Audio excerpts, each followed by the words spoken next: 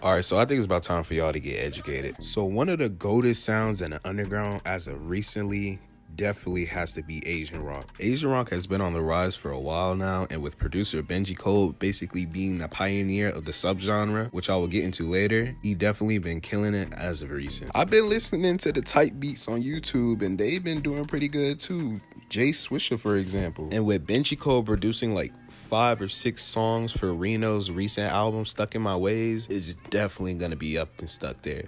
And I told y'all niggas I was right. She's alive, and I'm tired. Can't get out of my mind. I said that. I wouldn't say Asian rock is like Plug and B, but it kind of sounds similar for the people that don't know that there's a difference. Plus, that could be a whole nother video anyway. But basically, the sound kind of derived from the Plug and B sound. So in other words, it's like Plug and B's son in a way. Or daughter. It's 2023. Asian rock mainly uses guitar leads, more synth sounds, and different kinds of bells. And of course, you can't ever forget the electric guitar. Never. Sound is supposed to emulate Asian music, specifically Japanese music, which low-key slaps 10 out of 10. We'll recommend. And again, the sound was made by Mr. Benjicold YU Icy himself. I really wonder how it is making your own subgenre and it just goes crazy. Like, that's crazy. Another crazy thing is that producer Alto SGP basically came up with the percussion. It's basically the reason why you hear a perk roll every 2 milliseconds in a beat. But another big reason on how and why Asian rock is as good and popular as it is can also be simply the fact that it has one of the best, if not the best, aesthetics in the underground.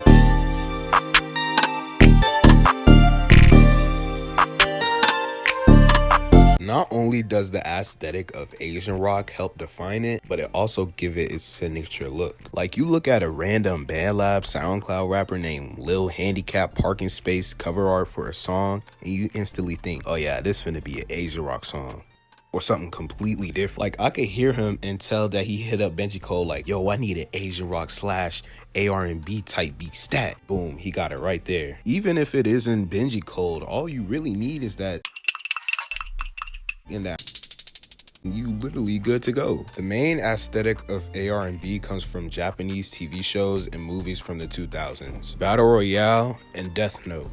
The live action Battle Royale is the main aesthetic though, and you can see a lot of type beats, albums, singles, etc. with cover arts from the Battle Royale movie. I don't know what it is with the aesthetic, but it's just pleasing to me. I mean, it's not like a whole bunch of Asian fighting to the death after being abducted.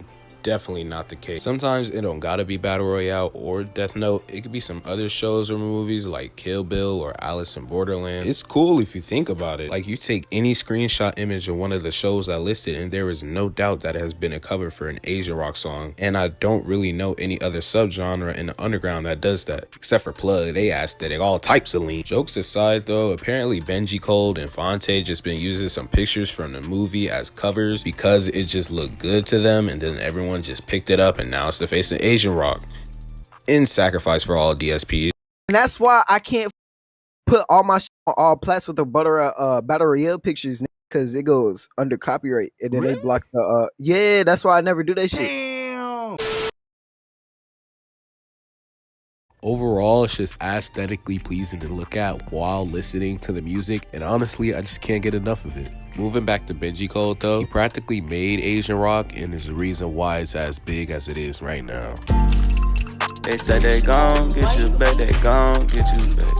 Benjicold, one of the talented producers in the underground, worked with the likes of Yeet, Slump Success, Goonie, Isaiah, Can, and so many more. And as a matter of fact, he was a part of the Slay World Collective before it got replaced by Double R. Maybe Jace was right. He started producing the iconic Asian rock beats as early as 2017, where he started producing for rapper Goonie. He said he's been into music since he was 7 and he got a computer from his dad. He started messing around on it and boom, he's here now. And that's really it. The sound came naturally. Asian rock to me was a very big accomplishment for the underground, because it can be open to so many doorways for experimenting, new artists, new sounds, and so many more. Like, for example, my favorite Asian rock artist, Xtsy, has been going crazy recently. None at all? Peak. Because I can't get a claim for it. She's alive, and I'm tired. Can't get out of my mind. I said that she's mine. I can't waste no time. done.